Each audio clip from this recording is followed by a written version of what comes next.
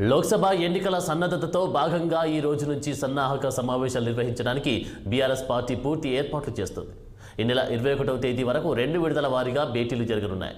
తొలి రోజు ఆదిలాబాద్ లోక్సభ నియోజకవర్గం పరిధిలోని పార్టీ నేతలతో సమావేశాన్ని ఏర్పాటు చేశారు. ఈ కార్యక్రమంలో పార్టీ సీనియర్ నేతలు, నియోజకవర్గాల ఇన్ఛార్జీలు తదితర నాయకులు పాల్గొనున్నారు. సమావేశాలు ప్రారంభమయ్యే నేపథ్యంలో మాజీ మంత్రి కేటీఆర్ పార్టీ అధినేత కేసీఆర్తో భేటీ అయ్యారు.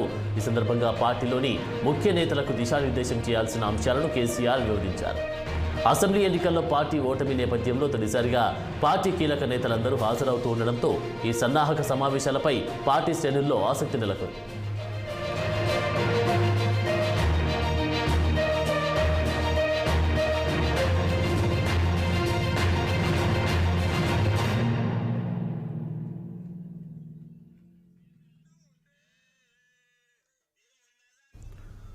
ఆంధ్రప్రదేశ్లో మున్సిపల్ కార్మికులతో ప్రభుత్వం జరిపిన చర్చలు మరోసారి